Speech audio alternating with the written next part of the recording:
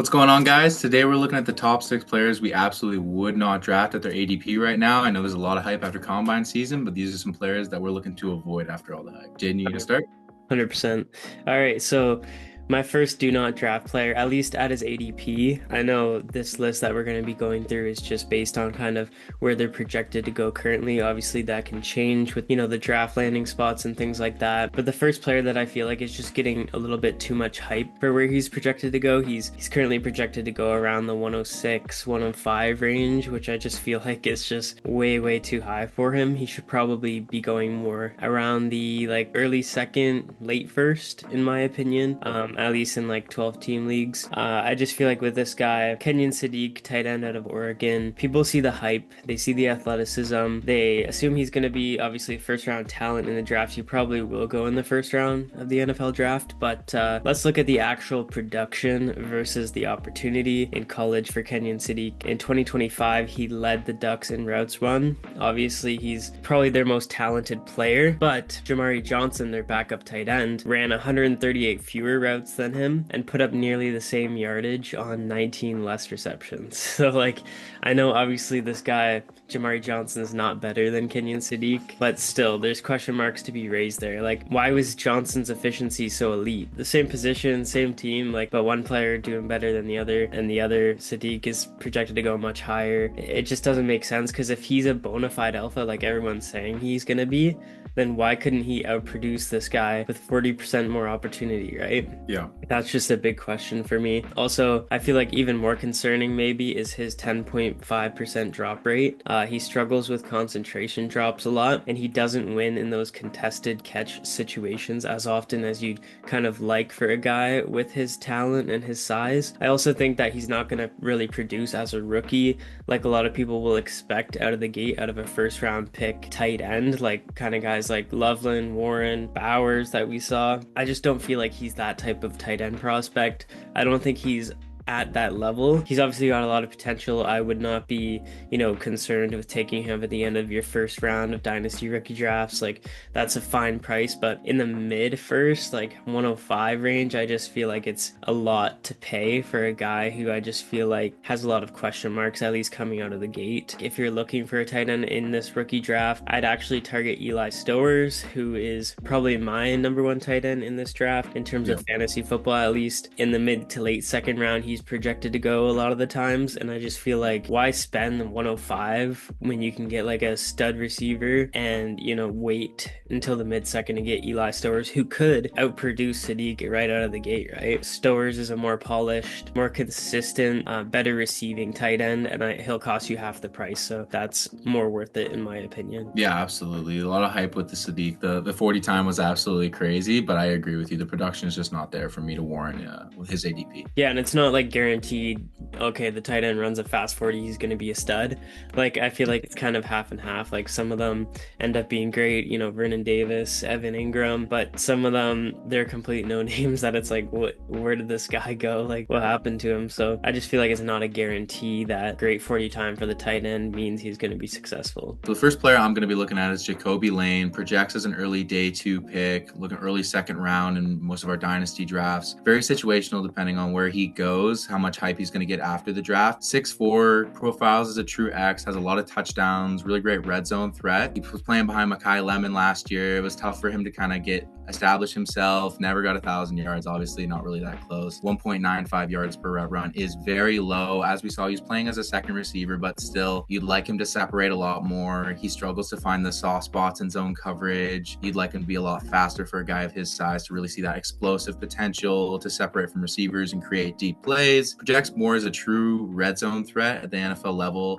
Don't see him ever really producing like the alpha wide receiver seasons, despite profiling as a true X. I would absolutely avoid him at his price point. Again, very situational. If you see him go to a contender, that could be very exciting, all the red zone targets, but I would personally avoid in the early second round ADP.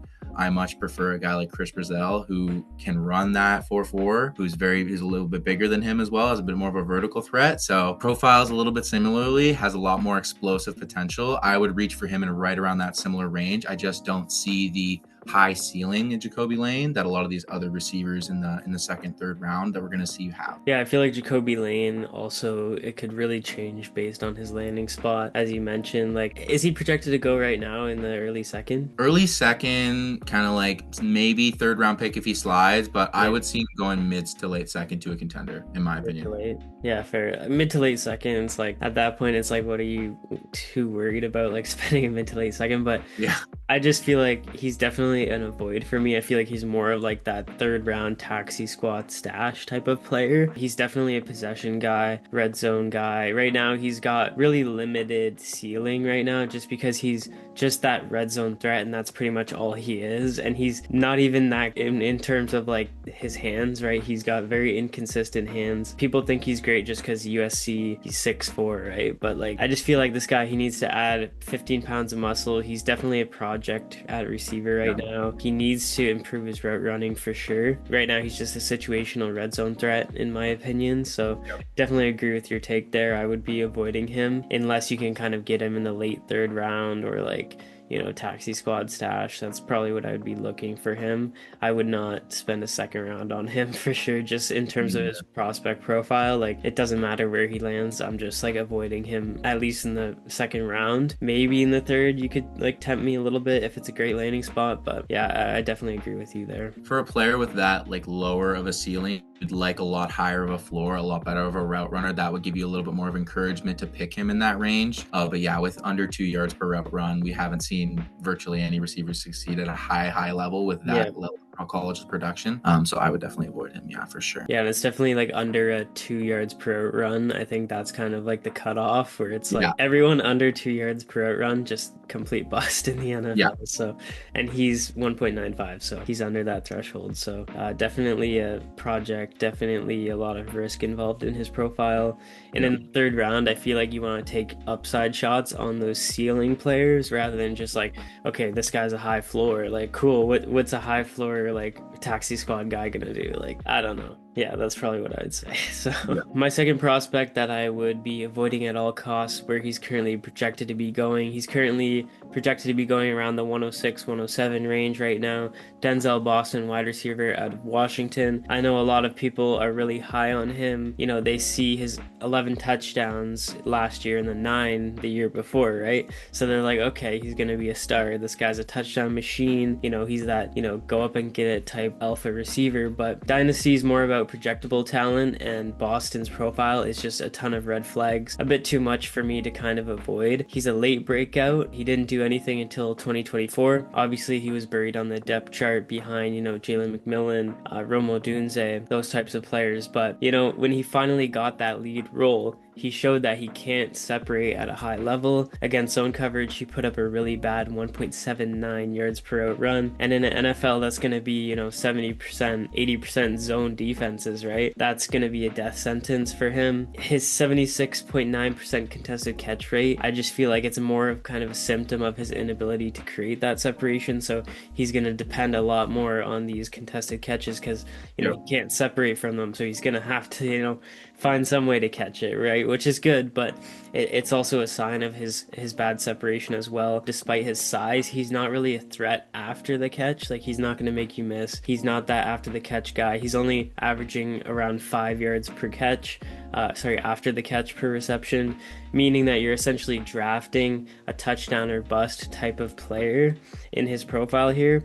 Especially in the first round, you don't want that type of profile. If he doesn't score, his floor is going to be very low because, you know, he doesn't have that, you know, extra yards after the catch or those high volume receptions that you really want out of those like superstar receivers, right? I just feel like you should let someone else take the risk here. And in terms of the combine, he had a pretty poor performance as well at the combine. He's currently projected to go in the mid first, so I just feel like that's just way too much to pay. What's your opinion on him? With a player of his stature and a player of his route running ability, you would like to see a lot more of an athletic profile, i.e. like AJ Brown, DK Metcalf, players who you can take these big shots down the sideline to, because as you alluded to, if you're not going to be creating yards after catch situations, if you're not going to be hitting these short routes over the middle that a lot of these slot players and these really good route runners are going to hit, you need to be hitting those deep down the seam big shots. You need to be hitting those verticals, or your red zone or your production is almost virtually completely limited to red zone, right? So the red zone targets are going to be huge for a guy like Denzel Boston, and we know he is likely going to go to a contender going in the mid to late first round projection. I just think like you said, I would like a bit of a higher ceiling. I would like to see a bit more of an athletic profile. If I could see a little bit more of a higher average depth per target, if I could see a little bit more speed in his game, a little bit more deep down the field targets, I feel like I would be like, okay, maybe we could get like an AJ Brown light here. But like you said, like the risk scares me a lot, and without that kind of athletic profile and deep targets, I feel like he is a little bit too similar to JaKobi Lane in that way. Yeah, for sure. And when you're paying that price, you want a guy who's got the least amount of red flags as possible, but also a very high ceiling. And I just feel like he's kind of the opposite of those things. So I'm definitely avoiding him at his cost. If he's a Buffalo Bill, though, it's going to go crazy again, especially with the Keon Coleman comparisons. Yeah, that'd be hilarious. That's like, I guess that's the type of guy that Brandon Bean loves drafting. I don't know. Maybe he's going to want to draft someone else. Yeah, exactly. Right. So the next prospect I'm looking to avoid at all costs is Ty Simpson out of Alabama. This guy was projected to be a top 10, top 15 pick earlier in the year. Very QB needy market right now. Everyone's looking for a quarterback. Towards the end of the season, his play really dropped off. He had 67 yards against Indiana in the biggest game of the season in the playoffs and was benched. And then before that, he had a 48% completion against Georgia in the final game of the regular season, where they lost 28-7 in a huge game, dropped their college playoff seeding. He's not going to wow you with size, speed, or arm talent. He's a high-level processor kind of quarterback prospect, much like Young. A lot less exciting than Mendoza, but kind of in that same ilk, in that he's supposed to be a really good game manager. Not a player that I would really look to take in fantasy football, because he has a very low rushing upside, very like game manager like kind of like low ceiling on him. Not going to wow you with any kind of his advanced analytics. His pressure to sack ratio is really high. He's really bad under pressure, so he's going to need a lot of development. He's going to need a really good situation, a good offensive line. I've heard a lot of buzz to the Rams. I think that could be really exciting for him. Sit behind for one more year of Stafford, go into a McVay offense where we've seen quarterbacks who struggled to handle pressure earlier in their career, like Jared Goff, were sheltered, right? So I think that could be an ideal scenario for him, but I think it could be the perfect example of good football player, not a good fantasy asset, where he's going to bring low ceiling on the touchdowns, the rushing upside, the high level yards. I see him as much more of a game manager level quarterback. And I think if he doesn't go to the right situation, we have really, really high potential for a bust due to the way he handles pressure and due to the way he played against high level defenses. I think Ty Simpson, if he slides in your league and he can slide late and get a good landing spot, might be a decent look. But where he's getting ADP right now in real life and in dynasty leagues is a complete avoid for me. Yeah, and for sure, like he's more of like a Daniel Jones type of runner as well. Like he's athletic enough to hurt you on a scramble maybe, but he's not going to be like a 600-yard rusher like Jackson Dart would be. Like we saw Jackson Dart was going in the second round of rookie drafts last year, and now you're looking at Ty Simpson in like the early second round, mid-second round, which is just, for me, I just feel like the upside is just not there. I would not be taking him where his ADP is for sure. He really needs that good team, that good offensive line. As you mentioned, the Rams was a possible landing spot, but now they just traded for Trent McDuffie. So they don't have that pick that they would have been projected to spend on Ty Simpson in a late first. They only have that early first round pick, which obviously they're not going to draft Ty Simpson in like a top 15 pick. So yeah. Steelers I could see as another potential landing spot. Also sit behind Rodgers for a year. I would be a lot less excited about that. But still, at the end of the day, I think that possible. Yeah. It's not a terrible landing spot for sure, but it's kind of like that Kenny Pickett. Reminds me. Yeah, it gives kind of shades of that, right? Yeah, shades of Kenny Pickett. So I'm gonna avoid Ty Simpson for sure. I know he makes some great big throws, but too many red flags for me as well. So yeah, hate using this word, especially as a New England fan, but if there ever was a system quarterback, it is Ty Simpson. Yeah, for sure. I would agree with that. Like he really benefited from the people around him, the offensive line. So all right, last but not least, Chris Brazzell is my last prospect here that I will be avoiding at all costs. I know you mentioned that you're a big fan of him in the second round, but for me, I'm just completely avoiding him. I know 6'5" speedster. I feel like personally though, he has kind of that Will Fuller ceiling and kind of a Jalen Hyatt type floor. Listen, he looks great in the highlight clips. He's got that frame. He's got the speed.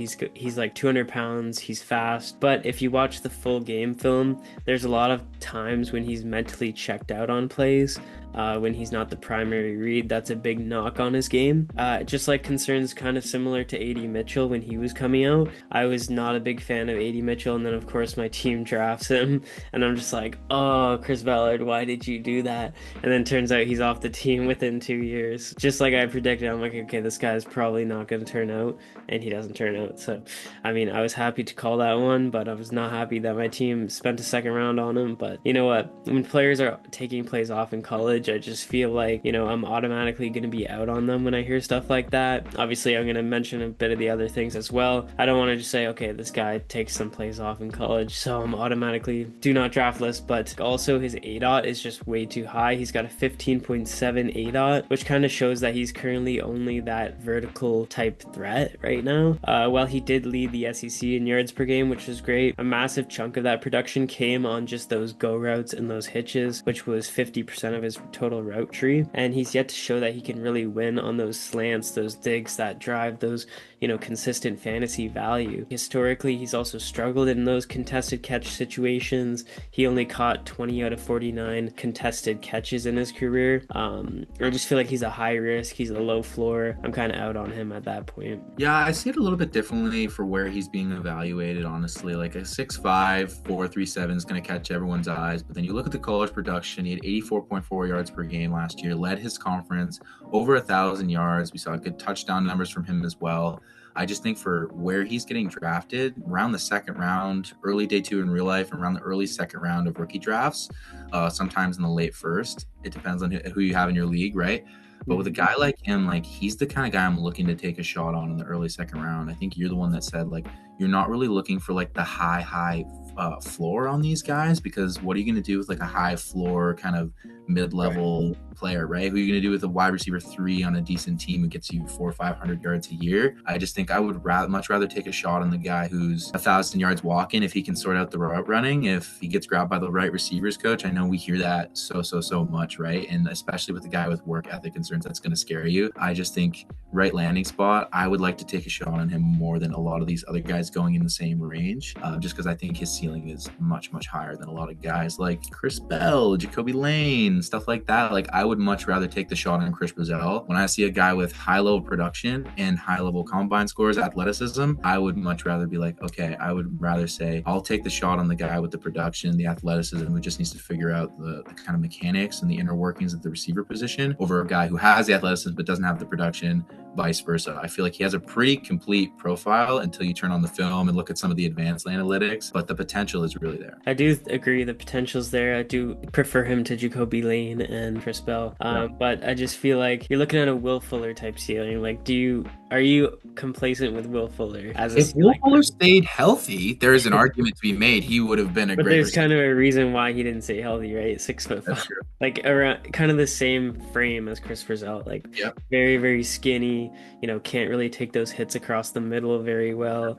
He might be a guy that's in and out of the locker room a lot as well. We see these speedster guys and we're like, okay, high ceiling, but then a lot of them don't pan out. There's a reason why a lot of the guys who run, those 4.3, 4.2 are just not turning out as great receivers in the NFL. Chris Brazzell could be another example of that. The risk is just too high for where he's going. Like, I feel like an early second, mid-second, you kind of want to balance the risk and the floor. But in the third round is where I feel like you just might as well just go for high ceiling. But in the second round, you still got to be kind of concerned. You want to treat them a little bit more closer to first round picks than you would third.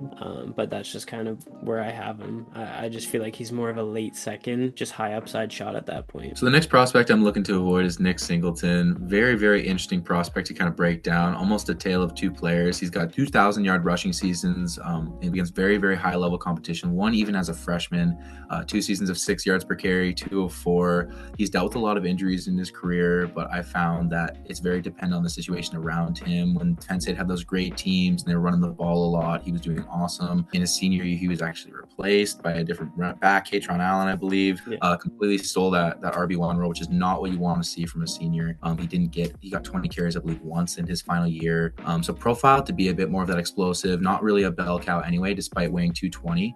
You'd like to see a guy of his size follow blocks a lot better, run between the tackles better, pass block a lot better, do these things to get on the field as an explosive kind of RB2. RB2. He does not do a lot of those things. And with the broken foot at the Senior Bowl, I see his draft stock sliding a little bit. I know there's a lot of hype around him, well, based on his freshman season, based on the Penn State national title season, where they made the Natty, and he was a huge part of that offense and getting a lot of media attention. I believe he was classed as the RB2 coming into the season from a lot of preseason mocks. He's definitely fallen down a bit, but I still think for the hype that he's getting, he's not a polished running prospect. He struggles to stay healthy. While he does have a very high ceiling, I see him having a very low floor, and you'd like to see him do a lot more to get on the field and do a lot more pass blocking and following the tackles. I'm not a fan of backs without great vision. I feel like you've seen some of the most athletic, amazingly productive backs with bad vision have terrible NFL careers. Trent Richardson always comes to mind. Yeah. Those the viral memes are going in the wrong. But yeah, he profiles as kind of like a DeAndre Swift kind of ceiling. But I don't see him having that same kind of level of vision or explosiveness as Swift, especially for a guy at 220. You would need to get some of those red zone carries, run between the tackles a little bit better to be seen as kind of a reliable RB2 even. I would much rather Jaedon Prince. He's in a kind of a similar role as him, an RB2, but he does a lot of those things. He pass blocks, he receives, he's very explosive. In Dynasty, I believe they're both going to go. Jaedon's probably going to go early round 2. Singletary's going to probably go around mid to late round 2. I would much prefer a back that does stuff like that to stay on the field than a back like Singleton that it has a lot of things missing from his profile, especially with the injury at the Senior Bowl. I'm going to be looking to avoid a speedy back with a broken foot. The other thing with him is that you'd like to see him be a lot better after contact. The missed tackles forced per attempt is 0.195, which we've never had a hit rate on top 12 running backs who have that kind of level of after contact and explosion. Really, like I've said, creating for himself is where he struggled to do, which is not what we'd like to see as a running back prospect. He has that high level production in like elite school, and I think he's going to get a lot of hype. But for a back who's 220, you need to be forcing more missed tackles. You need to be running between the tackles better. You need to be getting some of those goal line carries. If you're purely relying on explosive plays and you can't pass block to stay on the field, this is a prospect I would absolutely be avoiding with the way that he forces missed tackles and runs after contact. Yeah, and I definitely feel like he's that guy. Okay, if he's in the 3rd round of your rookie drafts, definitely he's that high ceiling type prospect that you can take that shot on. But I just feel like if he's anywhere near the 2nd round of your rookie drafts, just completely avoid this guy. I think he's more of a taxi squad, late 3rd round type of guy. He's got too much risk to his profile. Very, very low floor. I know he was fantastic in his first, early career in college, but he just really fell off. He let Kaytron Allen take over the job, and I just feel like there's too much to go wrong with his profile. He's definitely a guy I would avoid as well. Yeah, absolutely.